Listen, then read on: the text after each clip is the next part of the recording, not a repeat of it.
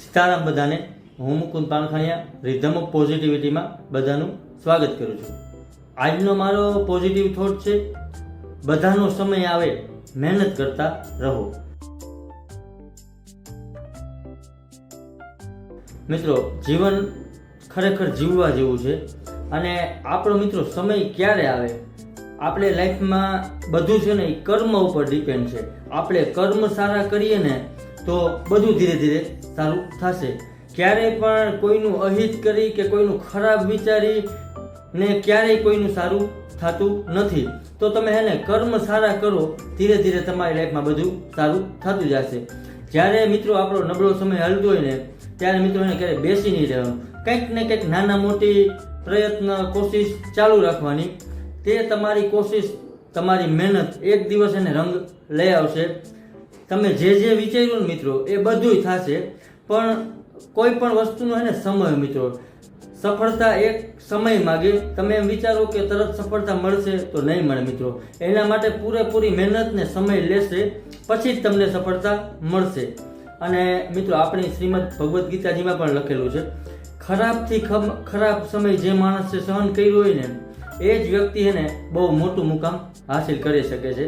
જે માણસ મહેનત કરે છે ને એનો મિત્રો હે ને કિસ્મત પણ સાથ આપે છે.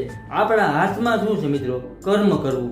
તો બસ આપણે નિરંતર હે ને કર્મ કરતા રહેવાનું, એકબીજાને મદદ કરતી રહેવાની, કોઈને હિંમત આપતી રહેવાની, કોઈને આપણાથી થાય એટલી હેલ્પ કરવાની.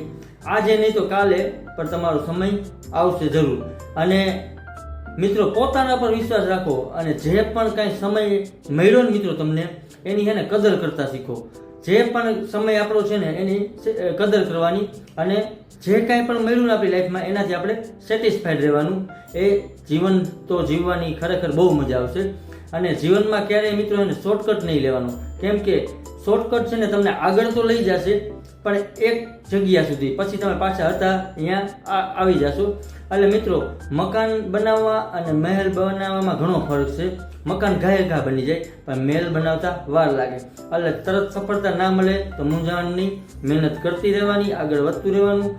સમય આવશે એટલે બધું ધીરે ધીરે મળશે. અને સમયની મિત્રો ખાસ કરીને કદર કરવાની, કારણ કે આ સમય વયો ગયો ને તો એ સમય પાછો નથી આવવાનો. એટલે સમયની કદર કરવાની. બાકી આપણે મહેનત કરી છે ને એ કુદરત તમને એનું આપશે, એ વાત કન્ફર્મ છે. તમારી મહેનત ક્યારેય અફળ નથી જતી. આ વાત 100% સત્ય છે. તમે જે કાંઈ પણ કામ કરશો તેનું તમને ફળ મળશે ને મળશે જ. અને મિત્રો, લાસ્ટમાં હું એટલું કહીશ કે જીવનનો સૌથી મોટો ગુરુ હોય ને એ સમય છે.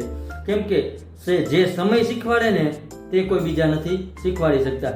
એટલે મિત્રો, જીવનમાં બધાનો એકવાર તો સમય આવે જ છે. બસ ખાલી મહેનત કરતા રહ્યો, પોતાના અને ભગવાન ઉપર વિશ્વાસ રાખી અને મહેનત કરો અને આગળ વધો. અને પોતે ખુશ રહ્યો અને બીજાને પણ ખુશ રાખો અને એકબીજાને મદદ કરતા રહ્યો અને લાઈફમાં હંમેશા પોઝિટિવ રહ્યો. Thank you all of you મને જોવા અને સાંભળવા બદલ. નેક્સ્ટ વિડીયોમાં હું બીજો પોઝિટિવ થોટ લઈને આવું છું. મારા ઇન્સ્ટા અને એફબીના પેજને ફોલો અને શેર કરજો. મારી યુટ્યુબ ચેનલને લાઇક, શેર અને સબસ્ક્રાઈબ કરજો. અને મિત્રો, કોમેન્ટ પણ કરજો વિડીયો કેવા લાગે છે, જેથી કરીને આપણે વધુમાં વધુ લોકો સુધી પોઝિટિવિટી સ્પ્રેડ કરી શકીએ. અને મિત્રો, હરેક વ્યક્તિનો સમય આવે છે, બસ ખાલી મહેનત કરતા રહો.